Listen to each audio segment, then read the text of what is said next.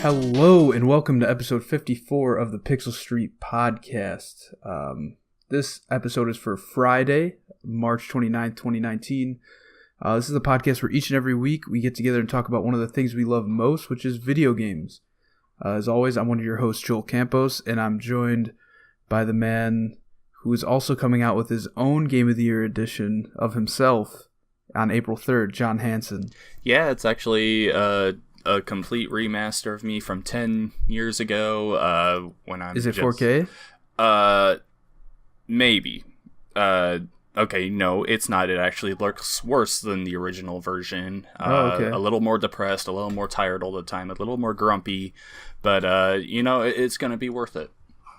So when you say worse, like before was it like Xbox 360 graphics and now you're pushing like Shovel Knight graphics? Or Doom?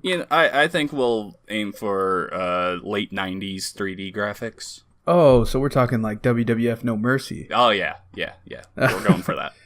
I don't know what's worse, like Shovel Knight graphics or that, but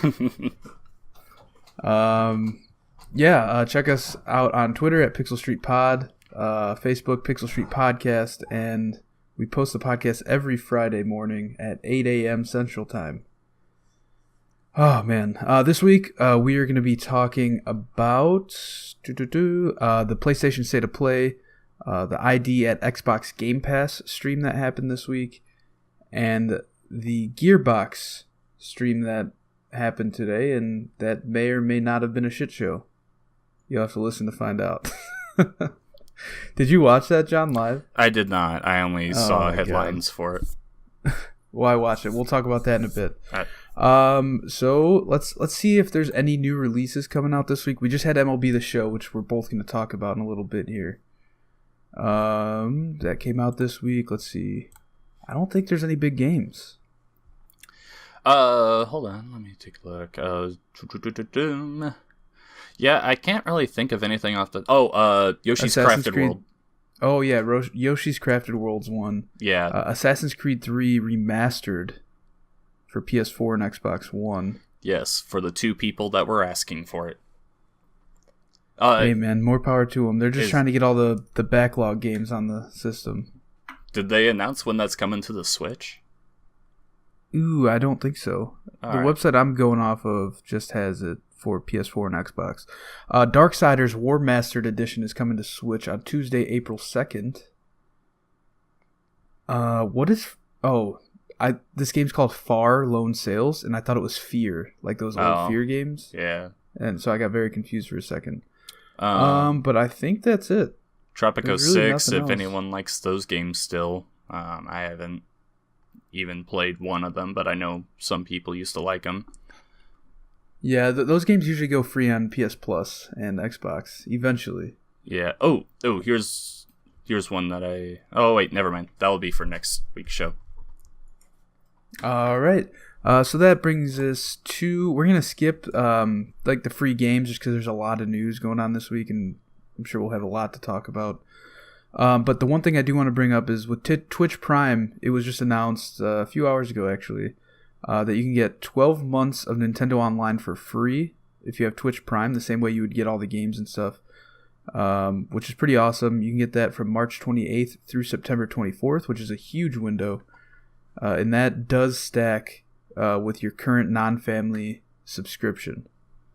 Yeah, that's pretty awesome. That is really cool. If you already have a subscription to it, it will only add on to it. It won't replace it or anything. So it is really cool. Yeah. So there's no benefit to waiting until the last day to do it or anything like that. It'll just stack right away. So you might as well do it now while it's fresh on the mind. All right, John, what have you been playing? Do we want to just go right into the one that's on both of our lists? Let's just go right into the show. MLB the show or MLB the show? It's the show. MLB the show 19. John, how much have you played? So far I've only been playing franchise, and I think I'm 6 games in right now. I'd say, yeah, probably about 6 games in. What about you? So I've played probably 9 hours since Tuesday total. All right. And I've been playing Diamond Dynasty mode, which is like my go-to game mode in that game. I haven't played anything but it, but in Diamond Dynasty mode, they now have this thing called moments. Do you know about this? I think you were telling me about it. So you have to go back in time and relive moments in like the MLB's history. So right now I'm going through the 2016 Chicago Cubs history, which is pretty cool. Like I'm not a Cubs fan, but like I'm a Sox fan, White Sox fan. But I'm familiar, with their history, just, living here and my friends are fans. Mm-hmm. And so like the very first mission, like it gives you like a short history of the team. Like they were the first MLB team to win back-to-back World Series in 1908, blah, blah, blah. They haven't won since, and it talks about each time they made the playoffs.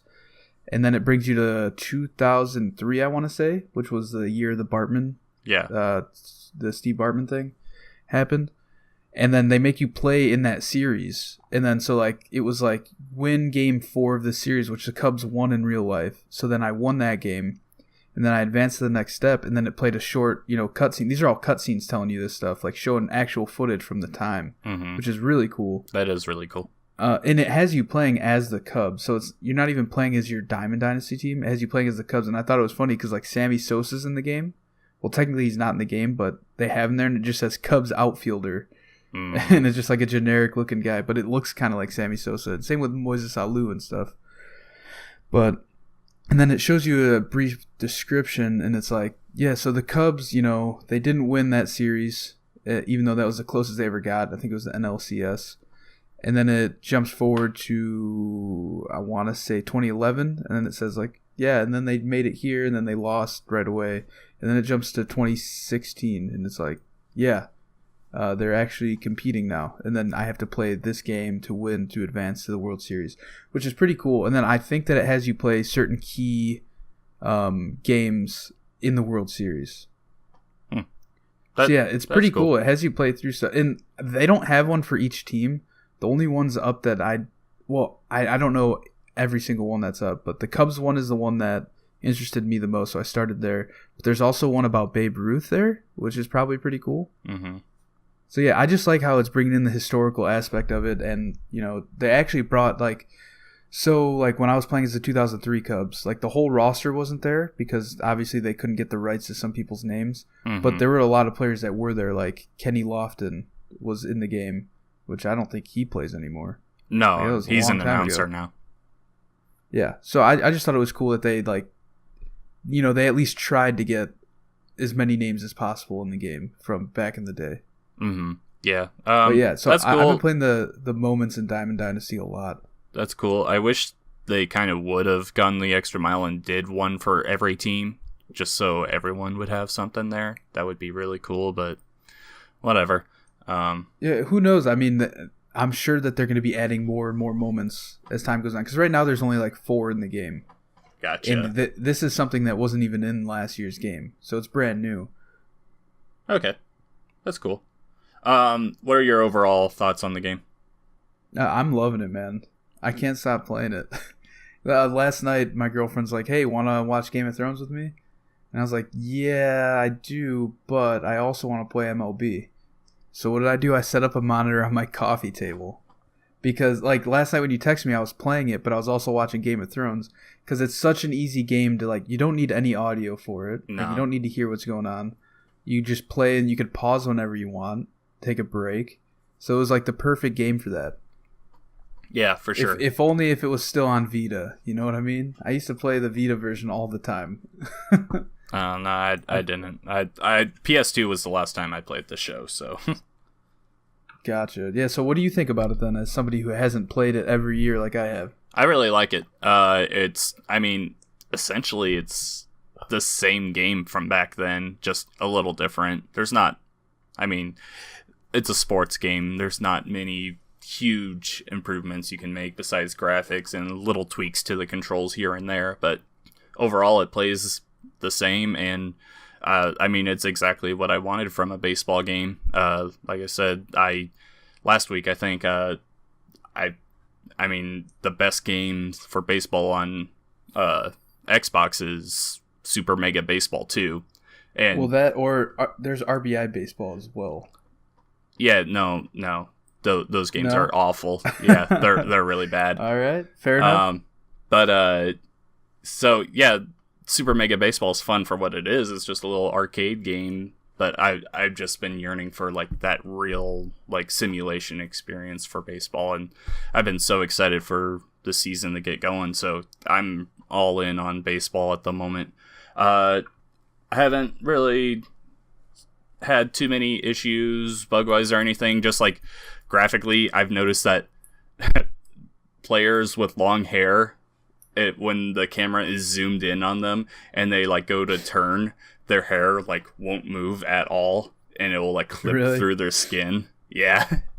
That's funny. Thought that was pretty funny. But I mean, if you think about it, I don't think hairs, was their main focus. No. It's the physics of the hair. It's just a funny thing to point out. But yeah, no, I'm definitely excited to keep playing it. I mean, you and me still have to set a time where we're going to face each other, but I don't really see myself playing too much online for this. I'm just excited to play baseball against the AI. Yeah, it's a lot of fun. You should try out, if you get a chance, the Road to October, I think it is. Is it Road to October? Road to the Show? No. Road to the Show is a single player, like the creative player. The mode I was telling you about last week, where it just has you play like opening day, and then it has you play key moments throughout the season. Yeah, I could give that a try at some point. Yeah, you should, because then it's a quick way to get to the playoffs. Then you play every playoff game once you get there. Mm-hmm. Which is cool, because I guess that each team for that mode, when you first launch it, it gives you like a backstory on the team of last season, how they did, like how their off season was, like rebuilding or whatever. So yeah, I mean they added a lot of stuff for this year, which is surprising, because like last year I don't think was far different from the year before. I think maybe they added Conquest, which is a Diamond Dynasty thing, where you play against AI and try and take over like all of the fans and stuff. I don't know how to explain it. Gotcha. That's cool. But yeah, loving the game so much that I bought the $70 version for the extra packs, because I play a lot of the Diamond Dynasty, like I've said. Mm. But yeah, I'm sure we'll talk about it more in the future, especially with like today, the day of recording this is opening day for baseball, so yeah. I'm sure the next few months I'll be playing the hell out of this game. Same. It, like I said, I'm just all in on baseball at the moment. Yeah. What else have you been playing, John? So like I said last week, I started Devil May Cry 1 in the HD remaster, and how's that going? It's all right. It's definitely a game from the early 2000s. That's definitely easy to see. Like from the very moment you start up the game, it's like all dark and this like weird. It's kind of a grunge rock theme, and it you just have to see it, and you're like, oh, okay, I know when this is from.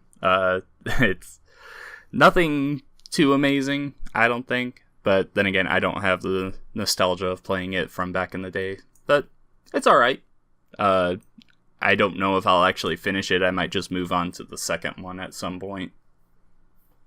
How long does it take to beat the first one, do you know? I've looked it up on howlongtobeat.com, and it says about 8 hours.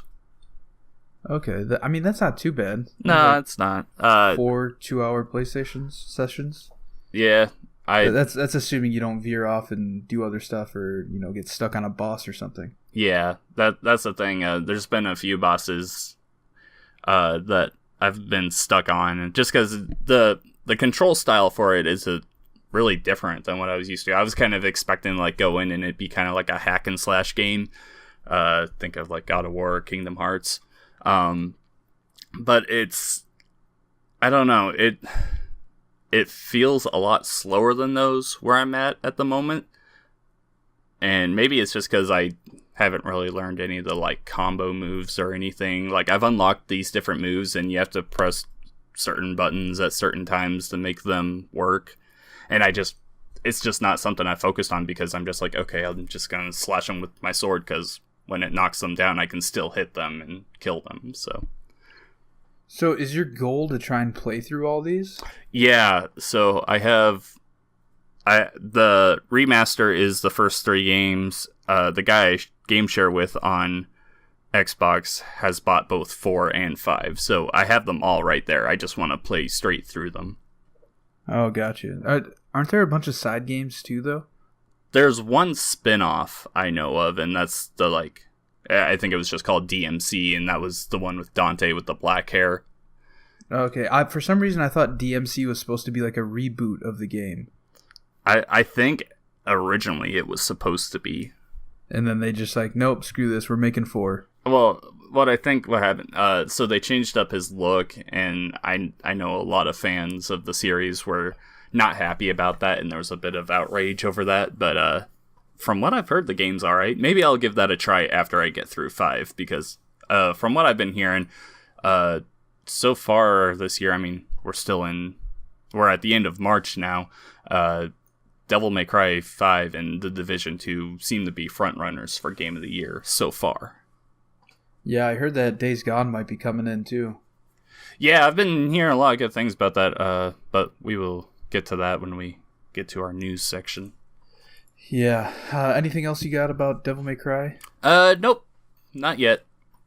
How long do you think it'll take you? I'm not saying hours-wise, I'm saying month-wise before you get through 5.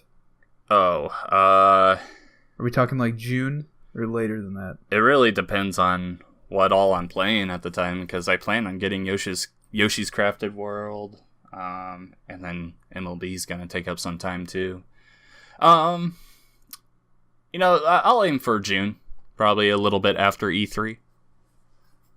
All right, you heard it here. I'm gonna hold you accountable. All right, for that. Speaking of E3, I'm actually gonna be in LA that week, and did not realize it until after I booked my flights. Oh yeah. Yeah, I'm going to Vegas to visit my parents because they live just outside of Vegas, and gotcha. We're driving to LA for a few days. So I don't know. I'm not planning on going to E3 at all. It's just gonna suck having to deal with all those people if they're there at the same traffic. Time. Yeah, but I'm sure it sucks there anyway.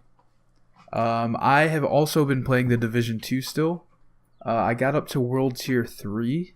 I think currently in the game you can get up to World Tier 4, which it's not hard to get up another World Tier. It takes maybe an hour and a half, because you just have to do 2 story missions that are hard, harder than when you first did them. And they're slightly different missions too. I noticed they changed stuff up in them.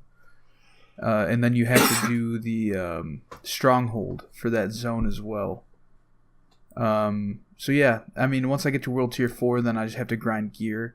Then I think next week World Tier 5 comes out. I don't know if it's Tuesday or Thursday, I'm not sure. But yeah, I just know that they announced it. Yeah, World Tier 5's coming next week, and I think along with a new dungeon type thing or a mission or something. I'm not sure. Stronghold. It was a new stronghold. Oh, new stronghold. Yeah, that's not the raid thing, right? I don't think so. My one friend was looking at it and he guessed that it was, but I think they would just come out and call it a raid. That's pretty much been their marketing on it anyway. Is just after release we're gonna put a raid in. So yeah, because I think it's gonna be 8-man, an 8-man mission type thing, right? So yeah, I don't think this is it. Oh no, actually, hold on, because I see a Polygon article that says The Division 2's endgame content arrives April 5th. Tidal Basin? Yeah, that's what it is. I don't think that's... I think that's the raid thing. Oh, okay. From what I was hearing, it was a stronghold, but cool. I have really fallen off the game. It's just one of those things that happens to me with all looter shooters. This happened with the First Division, Destiny 2. It's just, I beat the main story of the game, and I don't feel like grinding. I think we talked about this last week, where after you beat the main game, you lose all of your control points and everything, and you have to do all the same missions again that you've already gone through to move up, and you just have to keep grinding for gear and everything. I'm just I don't want to do that. I just don't really want to. The thing I've noticed is grinding for gear is not that hard. It really isn't. As long as you keep going through the world tiers, you're going to keep getting better gear. And I have a friend who's been playing with our other friends who are in World Tier 4, and he like is way above me in gear score already, even though he's lower world tier than me because he's been playing with them and getting the better loot. Gotcha. Yeah, Sorry. Also, I did look it up in that what's it called? Tidal Basin. It is a stronghold. Okay. So I really hope that that's not what they're trying to pass as like the end game. Like an 8-man stronghold just doesn't sound fun. Yeah, no, I don't think so because it's essentially just another mission. A zone to take over, right? Yeah, pretty much. That's pretty much every mission in that game. Crap, I lost. My one friend though, he's on like tier 2. I'm on tier 1 still, just because, like I said, anything that I've played in the Division 2 since I beat the main story is just in the Dark Zone. And I was wanting to ask you this: have you played much Dark Zone yet? I played. That first week, if you got the gold edition, you could play a few days early. So I played it for a few hours the first night I played the game. Okay. So I've played a bit more of the Dark Zone since I beat the main story, and it is always dead in there. There is no one around. Yesterday I played for a little bit, and it was the first time I actually saw a group in there, and they destroyed me. Like, they just kept finding me, and they would take like 2 shots at me and I was dead because they had such better gear than me. But it's just really surprising to me that that's really the first people I've run into. Yeah, I'm not sure, because when I played that first night, when I was playing, I ran into a lot of people, and like I was killing people, taking their stuff. They were coming back trying to kill me. So I don't know. I'm not sure if maybe it puts you in a different Dark Zone instance if you're like too low of gear for other people. I'm not sure how it all works. Yeah, I'm not sure, but yeah, it wasn't fun for me yesterday because, like I said, I'd run into a group of 3 that were just so much stronger than me, and I had no chance. Yeah, I mean, that's the Dark Zone, though. That's like what they're going for, right? Yeah. They're trying to make it, a gear-based PvP area, kind of like World of Warcraft. If you're on a PvP server, anybody can just come up and kill you from the other faction. Alright. I don't know. I'm going to keep playing it and see what the end game's all about. It's not like my main game I've been playing. Like I said, I've been playing mostly MLB The Show. But I'll still, play a few hours a week at least, try and get my gear score up, and that way I can do the raid whenever it comes out. Okay. I'm not sure when that'll be. I'm not willing to really dedicate myself to it right now, but I won't say that I'll completely go away from it yet, but I'm much more interested in other things at the moment. Yeah, it makes sense. Last game on your list, John. Alright, Walking Dead. The final season, it ended this week. And first of all, you cannot spoil anything. No, I'm not going to. Alright, just give me your overall thoughts. On the season overall, or just the final episode? That's a good question. First off, give us... Alright, fine. Go ahead and do the whole season overall, and then do the final episode. And within that, like, kind of tell us what you thought of how the whole, thing ends. Okay. Based on the rest of the seasons involved as well. Okay. So, first off, I will just say that this is not better than the first season. The first season is still the best. Lee and Clementine there. It's just so good. Yeah. But I would definitely say this is better than season 2. That was my least favorite one.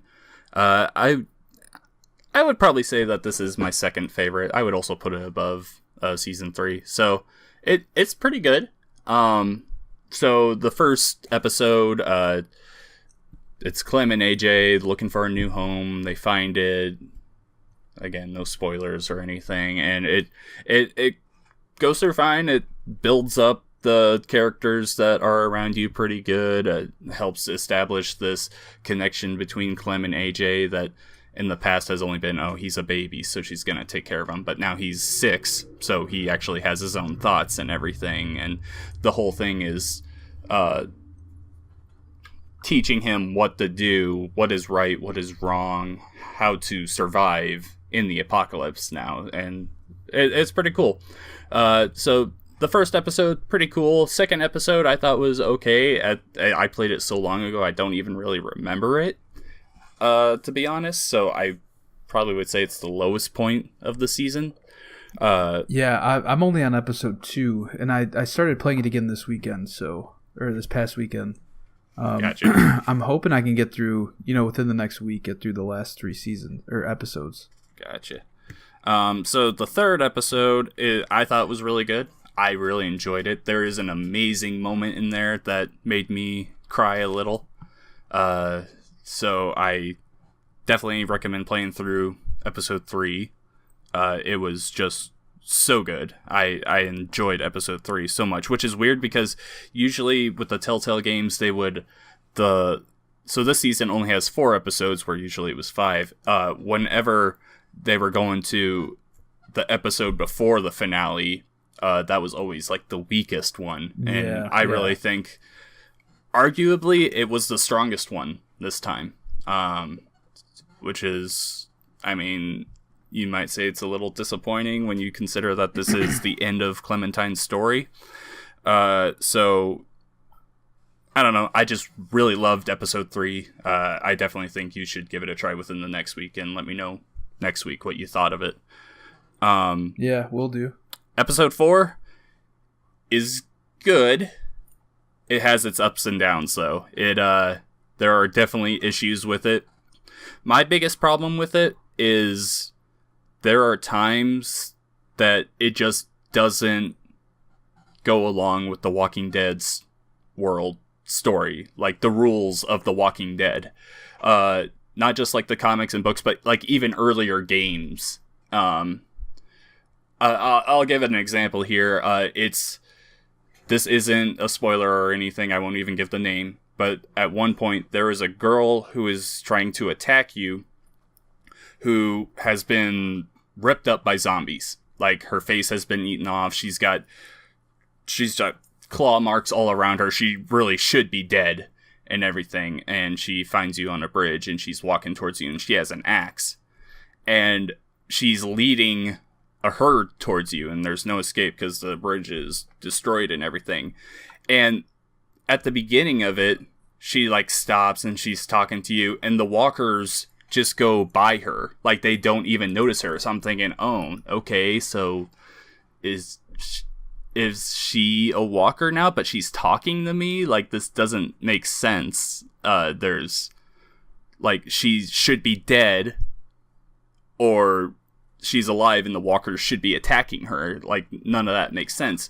Well, later on in that same part of the game, when you fight her and you like shoot her and she's like, she's screaming and everything, then the walkers decide to attack her and finish her off. I'm like, why didn't they do it when like a whole herd of them were walking past her on the bridge?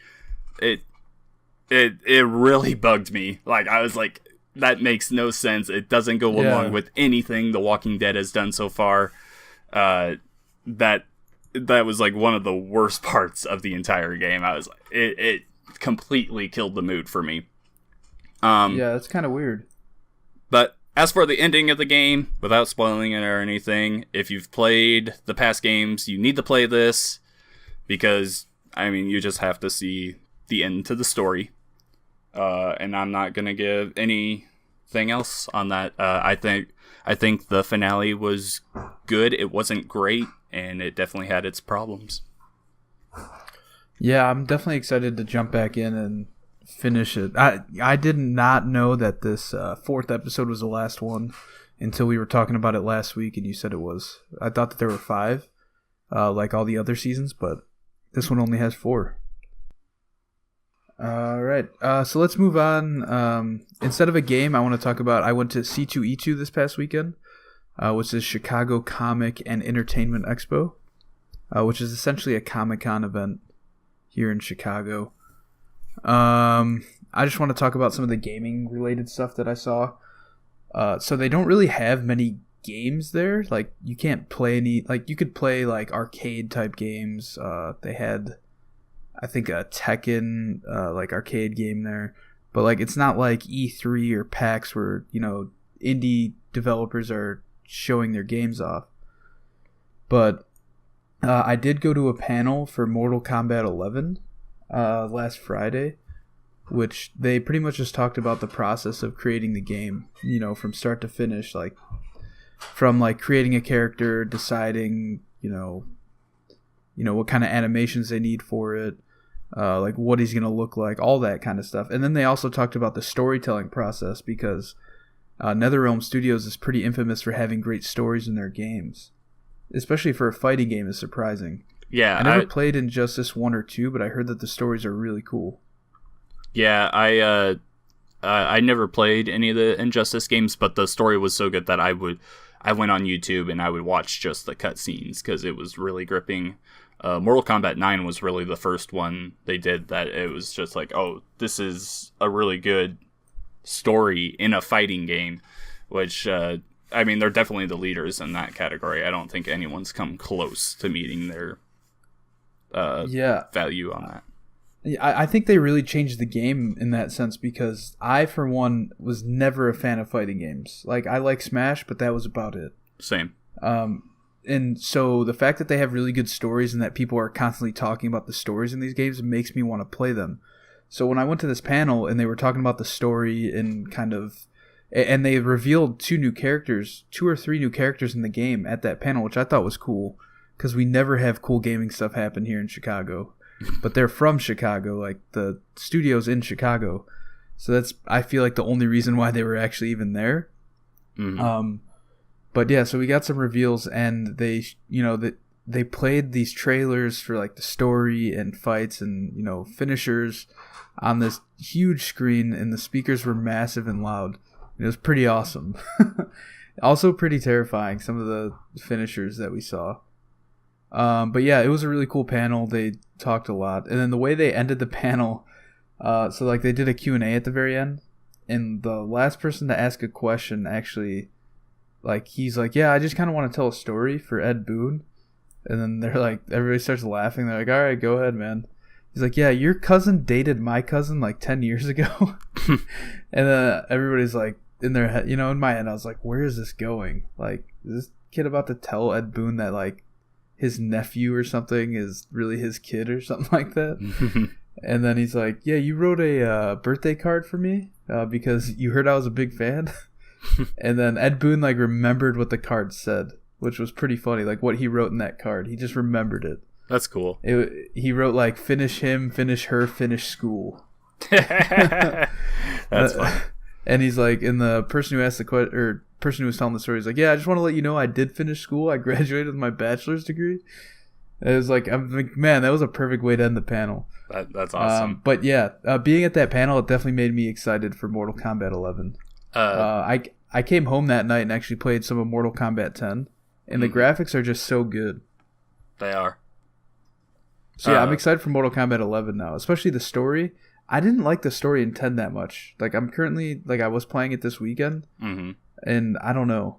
I'm very confused as to what's happening. Yeah, I definitely recommend you at least, like, catch up on it before you get to 11, because it does directly lead into it.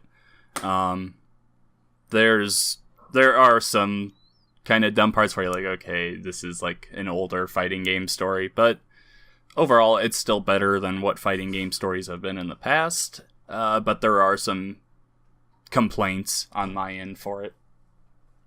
Yeah, other than that Mortal Kombat panel, the only other gaming related thing is I just kind of walked around the show floor, and they have like a gaming area in the middle, which, like, they have a bunch of TV set up so you can play like retro Xboxes and GameCubes and N64s.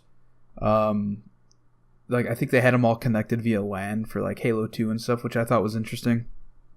And then they also had DePaul University, which is a university downtown Chicago. They had their esports team there, and they were playing Overwatch all weekend, which I thought was pretty cool. And they had like Overwatch tournaments set up for PCs. Like, they had like 5 PCs set up on one side, and then there was like a space, and then 5 PCs on the other. And like, they were holding tournaments, so you had to like sign up with a group of 5, which I thought was really cool. I don't know if they were giving away prizes or anything. But yeah, I thought that was pretty cool. Like, they had like these ridiculously huge Alienware PCs and monitors. And in my head, I'm just thinking like, man, those are probably like $2,000 computers, like without the monitor. But yeah, it was pretty fun overall. I just like walking around. There's a lot of cool cosplays. My feet hurt a lot after the weekend. But it was fun. Right. But yeah, Mortal Kombat 11, I'll probably be picking it up after seeing some stuff and trying out Mortal Kombat 10. All right, cool. All right, John, it's time. All Time for the right. news. Fresh off the presses, what do you got for me? All right, so first of all, this Monday, I believe it was Sony's first State of Play live stream. This is the thing that everyone was comparing to a Nintendo Direct and everything. Did you watch this? I did watch it. All right. What were your overall thoughts on it? I don't know. I feel like people are giving it way too much credit for what it was. Mm-hmm. Like I don't think it was that great. Like I thought it was interesting, but just knowing that they're not going to be at E3, I kind of expected more. Like I know that they're going to do a few more of these, but like I see people like posting online like how great this was and everything, and like me being a PSVR owner, like I love the VR headset. I still don't think this was that great. Like I know that it had a lot of VR stuff in there, but people are like praising this to be awesome, and immediately when I see that, I just think like, man, this person must be like a huge Sony fanboy, because like I don't think it was that great. Nah, I couldn't agree with you more. It was the most pure meaning of mediocre I could ever think of. It was so middle of the road. So the most excited I got during it was Mortal Kombat? No. Was it Mortal Kombat? No. The most excited I got was at the beginning with the Iron Man VR, until I knew it was VR. Like it just starts up with this person in a plane talking to this hologram, and then I heard the name Friday mentioned. I'm like, oh, is this Avengers or something? Like, is this the first thing we're seeing from the Avengers game? Gets blown out. He's like, Friday, suit up now. And like, oh, maybe it's just an Iron Man game.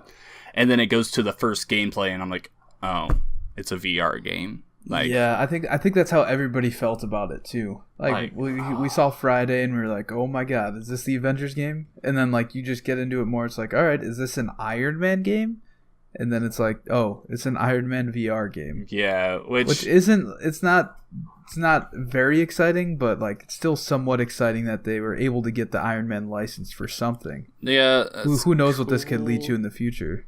It's just another tech demo, though. That's been the big problem with VR as a gaming thing. Is just there's not really any like huge games, and they announce a ton here, but none of them are like, oh, I want to put my controller down for a bit and play this in VR. I don't know. I'm not hating on it or anything, but it definitely wasn't amazing. The entire thing. There were weird things in it. The pacing was pretty good at the beginning. Once they hit Days Gone and Mortal Kombat at the end, I thought it went on a little too long. The Days Gone thing I think was too long, personally. But Mortal Kombat trailer, that was really awesome. It was like, a very good trailer. I just think that it should have been cut down. I really think it shouldn't have been a thing to end on either. That should have been like a middle of the show thing, and maybe or beginning. It had that hype music. Just throw that at the beginning. Iron Man 100% should have been the last thing they showed. Oof, I don't know about that, but no, I think so. It was disappointing either way, so I don't know. But I don't know. Do you want me to go through everything that was announced there? We could do it really quick. So we also had No Man's Sky VR announcement coming this summer. They didn't give a firm release date, but that's cool because I know that's something like I personally wanted in the game when it first came out. Like, and he had like what's his name, Sean Murray. He had kind of hinted at it, but then like we never heard anything about it. So I thought it was interesting, but I mean, the VR aspect is going to be cool, especially because of how colorful that game is. Mm-hmm. We'll see how that runs. Definitely the coolest thing about it is it's a free update. If you have the game, you'll have it. Yeah. Which I do have the game on PS4, as well as Xbox One, because my game share partner bought it on Xbox. Five Nights at Freddy's VR, Help Wanted. So Five Nights at Freddy's in VR. Don't think I'll ever play that. Okay, real quick. This didn't look scary to me at all. Like, did it to you? So as soon as I saw like the beginning and I was watching the Kind of Funny guys watch it, like their reaction, and as soon as they said Five Nights at Freddy's, I immediately just tuned out. I was like, all right. So I was at work, so I was just like, all right, I'll actually work for the next few minutes. Gotcha. So it looks like instead of jump scares, like you'll be in the different levels throughout all the past games and everything, and you're like hiding from the animatronics, and when they see you, they just slowly walk at you. And you know how the past Five Nights at Freddy's game, they would just like jump out of the screen at some point, just get a cheap jump scare off you. This one, they just walk slowly at you and then jump at you and do their jump screen animation, and it's like you see it coming the entire way. Like, I'm watching you walk towards me. It was not good. I've never been into these games at all. I don't think I could ever play them. Yeah, me either. But I just thought, I was like, oh, that's not good. Next up, Blood and Truth. Blood and Truth, I'm very excited for that. Yeah. Because it's developed by London Studio, which I believe is the same developer that made the London Heist, I think it was. Yeah. It was like kind of the tech demo that came with the PSVR headset. And that was one of the cooler things in that, that first month that PSVR came out, was that heist. I remember that was the first thing I tried when I set up my VR headset the day I got it, and it immediately sits you down next to like this mobster who's like yelling at you. Terrified the shit out of me. And that's when I was like, this is insane. I can't believe this is real. But Blood and Truth, it seems like it's going to be more of a fully fledged game. And in VR, that means like probably like 6 hours maybe. Who knows? We'll find out more, I'm sure, this summer at E3 or around then. Yeah, I was going to say not at E3. Yeah, but I mean, I'd imagine they're going to do another one of these state of plays around the same time of E3. You would hope so, but again, I'm not really thinking that there's going to be anything big in there. I really think that Sony doesn't have anything for the end of this year, and it's just Days Gone and Dreams. Oh no! Oh yeah! But I'm thinking of Blood and Truth. Oh yeah, no, I'm just saying, like smaller stuff. Yeah. Yeah. That's what I'm saying. No, but I wouldn't be surprised if they don't have anything around E3 time. You know what I mean? Yeah, same. Like, I'm sure they'll do another one of these that isn't going to be big. Yeah. No. Moving on, they did the Mortal Kombat 11 trailer, which we spoke about. Crash Team Racing. They showed a trailer on that. I think they announced that it's coming with retro skins for some of the characters, as well as old school track and karts. So there's that. Concrete Genie. I don't know. Just looks like some indie game. Not interested in that at all. Days Gone. Way too long of a story trailer. Not sure why that was in there. I feel like they should have just had a shorter trailer for that. Yeah, but overall, I did like the story trailer because we haven't really heard much on the story. It's pretty much all we've heard so far is you're a biker, freakers are coming to get you, use the environment and everything. I did like the story aspect of it because now I'm kind of invested in it, and I'm like, okay, I do want to play through this. I want to see what happens with his wife and everything. The gameplay that they showed after the trailer, I thought should have been cut out completely. Like, that was not interesting to me at all. There wasn't anything new there. It was just the same stuff that we've seen for, the last 3 years? Yeah, pretty much. It all seems very samey. Yeah. But... moving on, they also announced Ready, Set, Heroes and Observation, which neither of those really stick with me. Especially Observation, it just looks like Tacoma. Yeah. I never played Tacoma, but it looks like that's what they were going for. Yep, that's essentially it. Yeah. So like that we sums said, up the nothing amazing. PlayStation state of play. There was nothing amazing, really. I think that the biggest thing that stands out is the Iron Man IP being obtained in some form, and who knows if that's even exclusive or if eventually that'll come to, Oculus or HTC Vive. I believe it is exclusive. I believe Sony is publishing it. Okay, well, there you go. I mean, but who's to say that it won't, It could eventually. Yeah, we're talking about Sony here, though. Well, what about all the Quantum Dream stuff? That was exclusive. Yeah, but they don't own them anymore. So it was a timed exclusive? Yeah. When did that come out? Here, I'll look it up. Because the studio itself, they're not owned by Sony. Yeah, I know that they're independent. Just go on to the next thing while I look for this. No, I believe you. You don't have to look it up. I'm looking it up now. I fully believe you.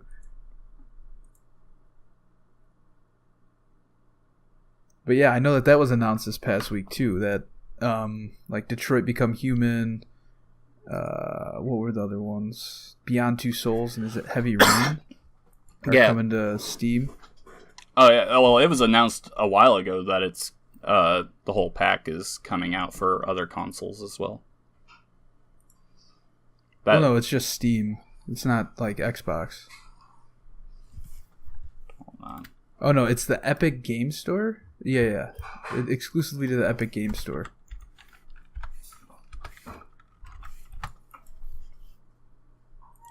But yeah, I mean, that's exciting for people who, don't have PlayStations but wanted to try those games. Especially Detroit Become Human. Mm-hmm. That game looks interesting to me. I'd probably pick it up on sale or something. All right. This article from Windows Central is saying that blah blah blah, play out more like an blah blah blah. This formula is... Shut up and just get to the news. Recently, Supermassive Games announced that it's going multi-platform and bringing a new horror anthology to Xbox One. Okay, so they're working on a game for Xbox One, and then the Quantic Dream games. Oh wait, Supermassive is a different thing. I hate this article. Today, Quantic Dream announced that its aim is to be on all platforms after receiving funding from the Chinese company bought them, and so all of their games are going everywhere. Oh, okay, yeah. I think that came out like last E3, didn't it? No, it came out like in January. I thought it was older than that, but either way, yeah, their games from now on are, but who knows? There's so much shady stuff in there that like they don't tell you about either. Mm-hmm. Like they just kind of like when the whole PUBG thing, they're like, it's exclusive to Xbox, and everybody's like, well, is it timed exclusive? They're like, it's exclusive. Yeah, and Crash. And yeah, exactly. Crash Bandicoot, and I don't know. It's all shady. Like, it's kind of shitty that they can't just come out and say it, but I understand why they're not, because they want to sell their console. Yeah, for sure. Moving on, we had the ID at Xbox Game Pass, which was...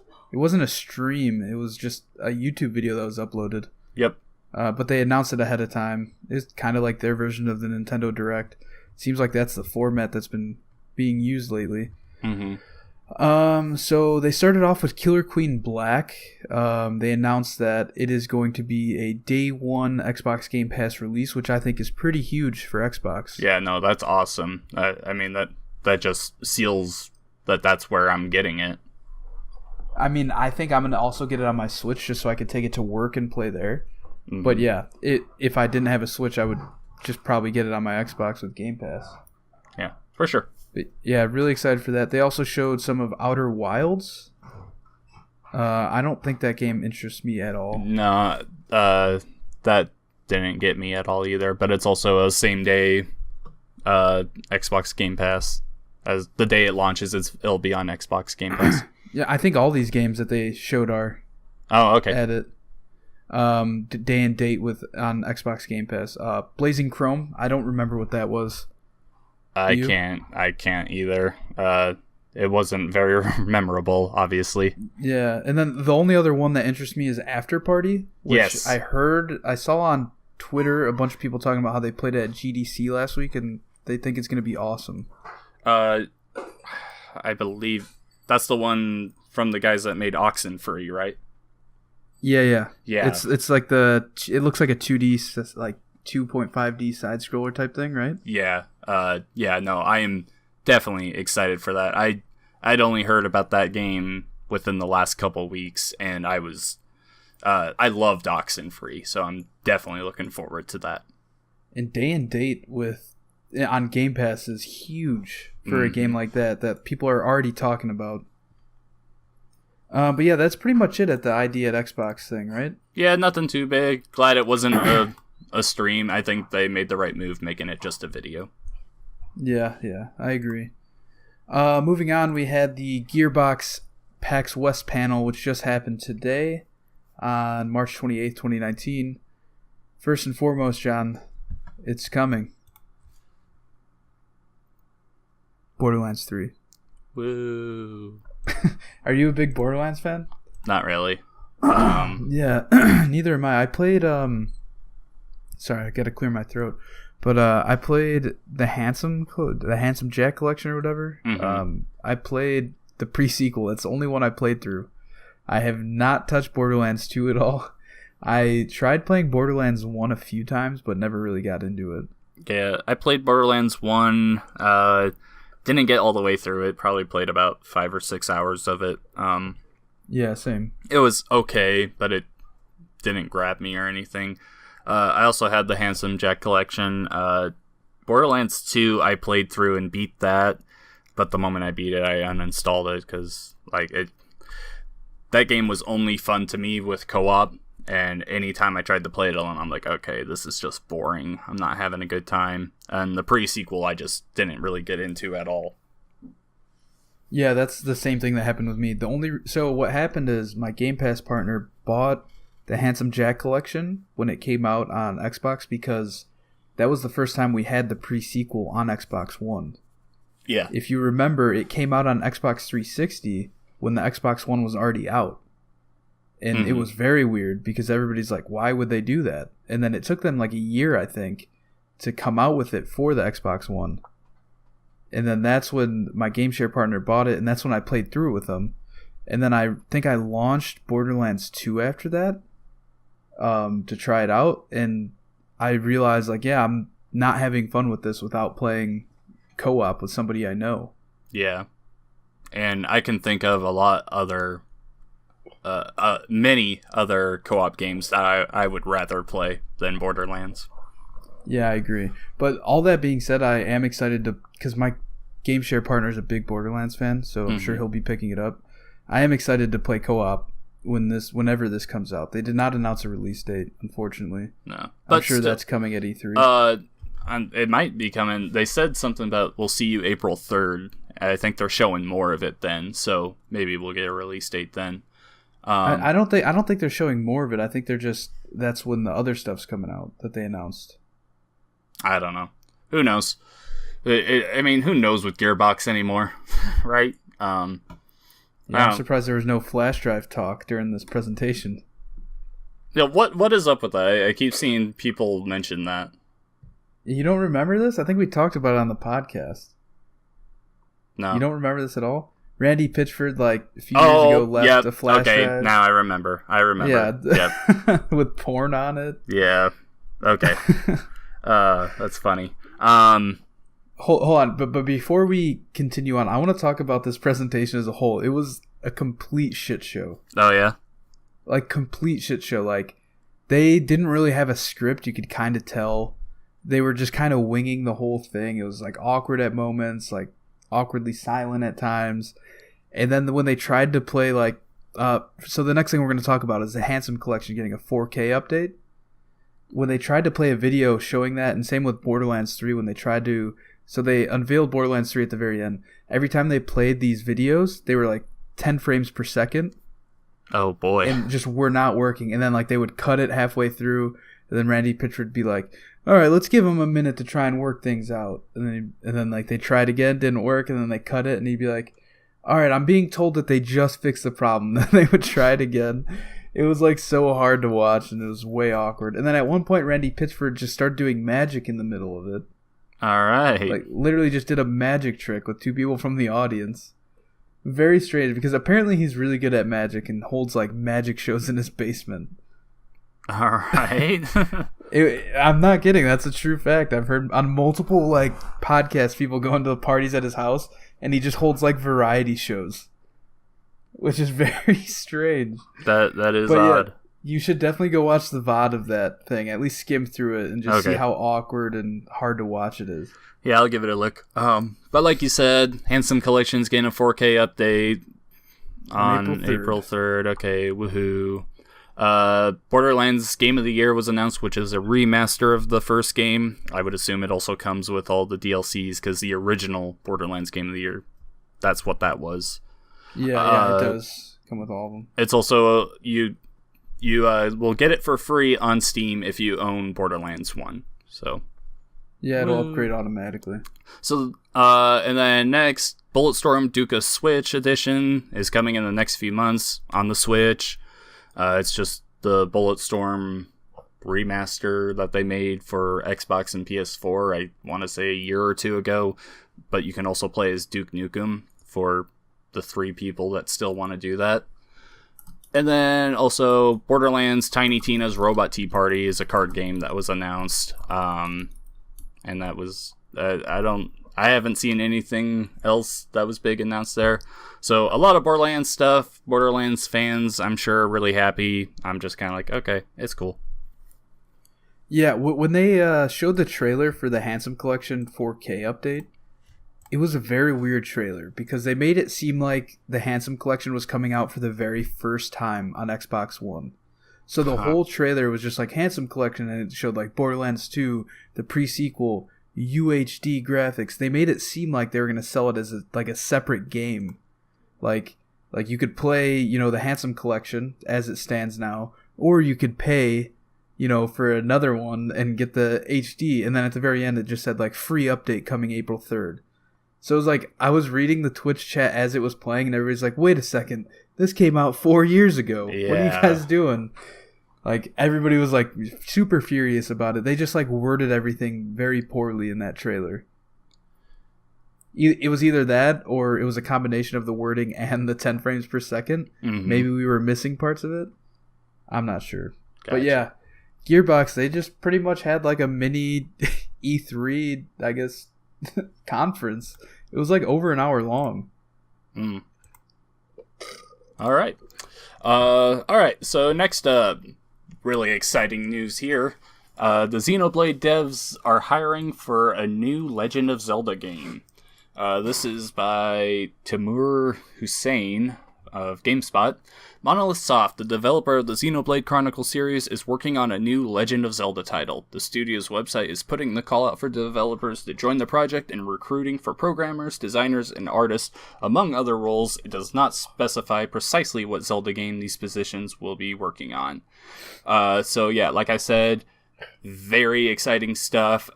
In the past, these guys, they helped co-develop Skyward Sword, which people are kind of hit and miss on, mostly missed.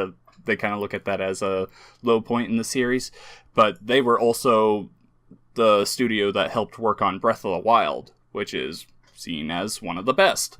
So definitely exciting stuff. Can't wait for, let's say, 6 years down the road when we get the next Zelda.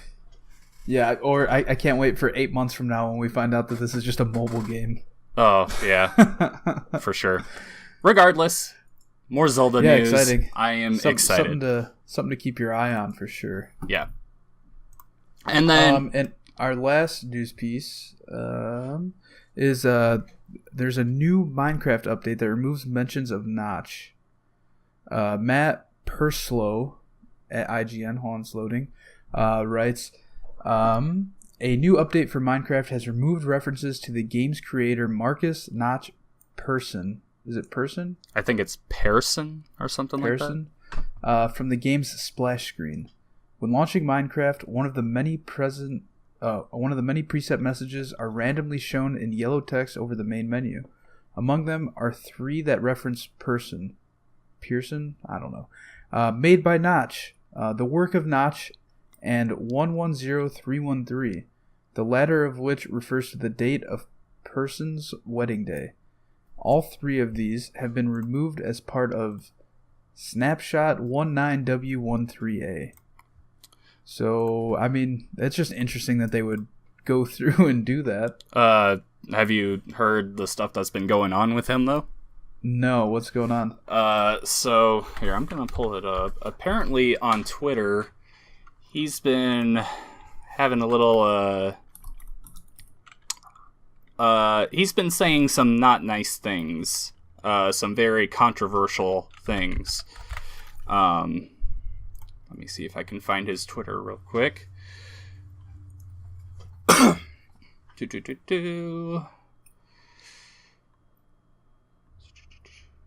just keep reading this article for now. Yeah, go ahead. Person himself has not been part of Minecraft's development for a few years, having left Mojang. Is it Mojang? Along with fellow company co-founders Carl Manna and Jacob Porser in 2014. The developer would then go on to be fully bought out by Microsoft in 2015 at a cost of $2.5 billion. Since leaving Minecraft behind, Persson has been the subject of various controversies on Twitter. It should be noted, though, that there's been no comment from Microsoft or Mojang, I still don't know how to say it, to suggest that this is the reason behind removing mentions of Notch from the splash screen. Persson remains listed as in the game's credits as the creator of Minecraft. Currently, the snapshot only applies to the Java versions of the game, such as the PC version, but a tweet from 4J Studios suggests that other versions will be updated with the same omissions. So 4J Studios tweeted March 19th, a small update for Minecraft console editions will be rolling out over the next few days to make some changes to splash text. Okay, so the stuff he's been talking about on Twitter, he's really been going into white privilege stuff and really going into race stuff. He's just, I won't say the stuff that I'm seeing here makes him really look racist, but he's definitely pushing some buttons. Yeah, he's definitely trying to push some kind of agenda here. I'm not really sure what he would plan to. I mean, who really cares? I mean, he doesn't really care. I mean, he's fucking dirty rich. He's dirty rich. Filthy he's rich. Retired. He doesn't really care what anyone has to say about him. But he's definitely been going down this kind of racist road lately. Not cool at all. And on that very depressing note, we end episode 54 of the Pixel Street Podcast. Email us a topic at pixelstreetpodcast@gmail.com or tweet at us at pixelstreetpod, which I have been very bad at tweeting from there. John, I might need you to take over. Okay. And take the reins on that. Follow us on Facebook by searching Pixel Street Podcast. We post our podcast there every Friday. I forgot to post it last week. That's the one place I forgot, but it's up there now. You can listen to us on iTunes, Stitcher, Google Podcasts, SoundCloud. You can find me on Twitter at Campo63. Same with on Mixer, mixer.com/Campo63. You can find some of my writing on that video game blog where I'm going to be posting about my experience at C2E2, which I just talked about. John, where can we find you? On Twitter, I am at RevexShadows, and on YouTube, you can also find me by just searching RevexShadows or youtube.com/JohnJW92. All right, that does it for episode 54 of the Pixel Street Podcast. We will see you next week for episode 55. Bye-bye.